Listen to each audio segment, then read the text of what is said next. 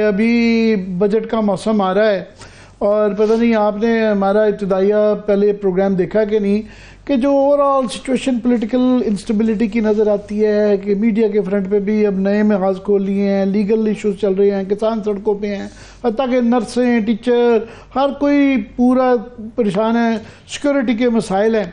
और आगे जो हमें खबरें आ रही हैं कि ये इस दफ़ा IMF मीन्स बिजनेस, जो मेरी 2-4 लोगों से बात हुई उन्होंने कहा आप भूल जाएं पिछले जा रहे प्रोग्राम, इस दफ़ा जो है हर ट्रांच के साथ जो है ना वो एक रिजल्ट बेस्ड लोन्स और डिलीवरी बेस्ड इनिशिएटिव्स, हर एक का स्पेसिफिक टारगेट होगा कि ये करेंगे तो ट्रांच मिलेगा।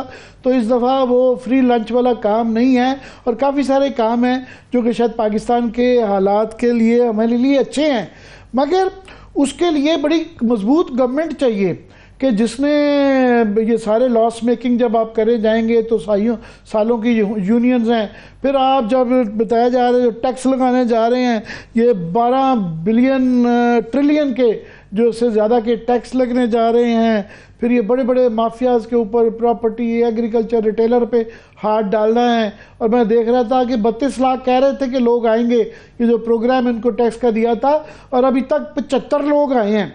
तो एक जेनरिक समय नाज़रीन के लिए पिक्चर पेश कर रहा था। आप ज़रा बताएं कि ये जो इतने IMF का जो इतना स्ट्रिंजेंट किस्म का एक आगे बनाया हुआ बजट आएगा तो ये जो पॉलिटिकल हालात जो हैं उसके साथ मैच कर पाएगा? जी आमिर, बहुत शुक्रिया। देखें, इस वक्त जो सूरत हाल है, दो मैं पॉइंट्स से स्टार्ट करता हूं, आपकी बात को समराइज करूं। एक तो चैलेंजेस जो हैं माशी वो एक्स्ट्रा ऑर्डिनरी हैं और उनके लिए एक एक्स्ट्रा ऑर्डिनरी रिस्पॉन्स चाहिए जो हमें दिखाई नहीं दे रहा। दूसरा ये है कि जो रिसेशन है, हमारी ग्रोथ 2% से कम चली आ रही है, वो एक प्रोलॉन्ग्ड है और जो हमारा डेट है वो सस्टेनेबल नहीं है। अगर आप देखिए जो बजट आएगा लेट से 18 ट्रिलियन का, उसमें कोई 9.5 ट्रिलियन जो है वो डेट सर्विसिंग होगी। तो जब डेट सर्विसिंग का ये आलम होगा तो हमारे पास बचेगा क्या? कुछ भी नहीं बचेगा।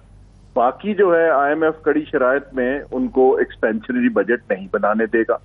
तो आपका सवाल वजह है कि जब तक इसके ऊपर लीडरशिप जो है वो क्लियर ना हो कि हमारी अब इस साल की तरजीहात क्या है, हमने या तो इंटरनल फ्रंट खोलते जाना है या हमने अब बैठ के कहना है कि बिजनेस एज यूजुअल नहीं चल पा रहा। लेकिन मुझे कुछ ओल्ड स्कूल की थिंकिंग में तब्दीली नहीं आ रही, वो डिनायल में है, वो अभी तक सोच रहे हैं कि गालिबन पता नहीं कहीं ना कहीं से हमेशा की तरह एक और बेल आउट आ जाएगा। और इस सूरत हाल में कोई इकोनॉमिक शॉक जो है, अनरेस्ट ऑलरेडी हमारे सामने हो रहा है, इंडस्ट्रीज जो हैं वो cost of doing business absorb नहीं कर पा रही, अनएम्प्लॉयमेंट ज्यादा है, 10 करोड़ लोग गुर्बत की सतह पे हैं।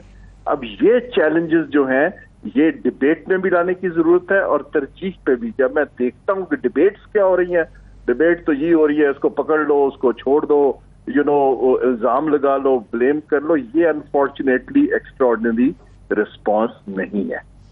ये एक जो 2-4 मेजर उनके हैं और काफ़ी सारे, मैंने पहले भी कहा कि हमारे यहाँ एक फैशन हो जाता है, IMF के नाम से ही लोग चढ़ जाते हैं। ये वो काम थे जो हमें कर लेने चाहिए थे, जो है रिफॉर्म्स खास तौर पे स्ट्रक्चरल जो हैं, तो वो हमारी एक आदत है कि कान मरोड़ के जब तक कोई ना करवाए।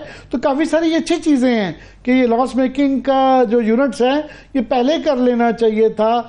ये एनर्जी के मसाइल जो हैं, ये हमें वर्ल्ड बैंक बताता है कि ये 6 बिलियन डॉलर्स की सालाना मिसमैनेजमेंट है। मैं 1 बाय 1 एनर्जी से स्टार्ट करता हूँ कि एनर्जी के ऊपर जो हमें अभी भी जो इशू है, और क्योंकि आम आदमी को डायरेक्टली ये जो बताया जा रहा है कि जी आसान है, बिजली जो है 25 से 40% करेंगे, ठीक है जी, डिस्कोज आप प्राइवेटाइज कर देंगे, मगर ये टाइम कंज्यूमिंग है। जो सबसे बड़ा मसला जो मुझे समझ रहा आया हमेशा नाज़रीन की, उसके लिए भी मैं चाह रहा हूँ कि ये एक बहस रहती है कि यार आपने ये जो माजी में गलत फैसले हैं उनकी करेक्शन कैसे करनी है, कि जो कैपेसिटी चार्जेस आप उनको दिए जा रहे हैं। तो एक डिबेट रहती है कि बजाय इसके कि वो उन बिग इंडस्ट्री को आप ये माल खिलाएं, आप ये सस्ती कर दें बिजली, तो आम आदमी को ये इस्तेमाल करने दें, कम से कम वो उसका ही भला हो जाए।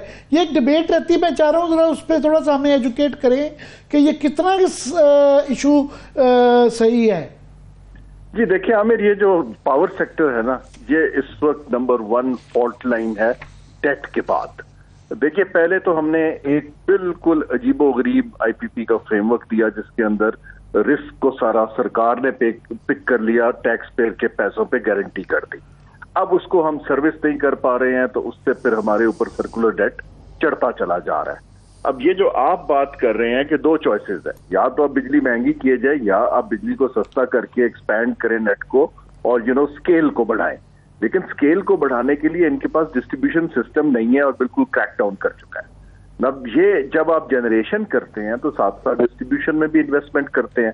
ये जो आप रिपोर्ट्स की बात कर रहे हैं, वर्ल्ड बैंक, मैं इतने साल वहां रहा हूं इन इंटरनेशनल इदारों में, हमने को मिलियंस ऑफ डॉलर्स की रिपोर्ट्स करके दी हैं।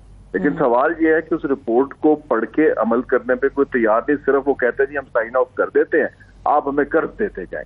अब हालात इस तरह के आ गए हैं कि मुश्किल फैसले करने की जरूरत है, बेल्ट टाइटनिंग की जरूरत है और विजिबल सिम्ट बनाने की जरूरत है कि आपने महंगे फ्यूल से सस्ते फ्यूल की तरफ जाना है। देखिए 2 चीजें अनसस्टेनेबल है, एक आईपीपीज की जो हमारी कैपेसिटी पेमेंट्स और चार्जेस है, दूसरा जो हमारा इंटरनल डेट है वो 22-23% के ऊपर आप कहां से। मैं जरा आम आदमी को समझा दूं, क्योंकि हम ये कैपेसिटी चार्जेस वगैरह कर देते हैं तो ये बहस ये है, हमेशा है, काफ़ी अरसे से है कि ये जो क्रेडिट लिया जाता है कि जनाब हमने 25,000 मेगावाट से 45,000 कर दी, ये एक गलत फैसला था। अभी भी क्रेडिट लेते पॉलिटिशियन नजर आते हैं कि जी शबाज स्पीड बन गई कि जी उन्होंने ये इतने अरसे में ये कोल प्लांट साहिवाल का लगा दिया, ब्ला ब्ला, ये गले पे पड़ गए हुए हैं। तो ये क्योंकि इनको गारंटी ये बिजली ना भी बनाए, नाज़रीन को लिए समझाने के लिए कह रहा हूं, तो भी उनको पैसे देने पड़ते हैं। तो बहस ये है कि बिल्कुल आप सही कह रहे हैं कि हमारी ट्रांसमिशन का इतना इशू है कि अगर हम उनको सस्ती देना भी जाएं तो 25 मेगावाट 28 मेगावाट से आगे दे नहीं सकते। पर अभी एक स्कूल ऑफ थॉट है जो कहता है कि इससे ज़्यादा कैपेसिटी है तो आप सस्ती कर दें, बजाय इसके कि बिल्कुल लोड शेडिंग भी करें और बिल भी ज़्यादा ठोकते जाएं। मैं इस पर ज़रा चाह रहा हूँ कि ज़रा मजीद आप थोड़ा सा अगर करें, फिर हम डेट की तरफ जाते हैं। जी, इसमें जो पॉलिसी चॉइसेस की आप बात कर रहे हैं ना, देखिए दोनों चीजें जैसे मैंने अर्ज किया, या तो आप बिजली को महंगा करते रहें और उसका स्केल ना बढ़ाएं। एक ही है कि सस्ती कर दें और लोगों को इस्तेमाल ज्यादा करने दें। अभी तो देखिए कोई बंदा जो है जिसकी एक लिमिटेड इनकम है वो पीक आवर्स में एसी नहीं चलाएगा, राशनिंग कर रहा है, एक कमरे में ज्यादा लोग सोना चाहेंगे, इंडस्ट्री ने अपनी शिफ्ट्स बनाई हुई हैं। अगर आप सस्ती कर देंगे तो उसका इस्तेमाल बढ़ जाएगा, वो तो एक नेचुरल चीज है। लेकिन ये जो फैसले हैं आमिर साहब, ये मैं आपको अर्ज करना चाह रहा हूँ, ये एविडेंस पे बेस्ड होते हैं। इसके पीछे एक रिसर्च होती है, इसके पीछे एक डायलॉग होता है यूजर्स के साथ कि अगर हम ये करें तो क्या होगा। जब आप रिएक्टिव फैसले करते हैं तो वो आईएमएफ तो इनको नहीं मानता। आईएमएफ तो कहता है कि जी अब आपने आपका बजट का खसारा इतना है और आप टैक्स पेयर के पैसे से एसओईज को भी दिए जा रहे हैं, पावर सेक्टर को भी दिए जा रहे हैं, आप हमें बताइए ये कहां से पैसा आएगा ताकि हम आपका प्रोग्राम करें।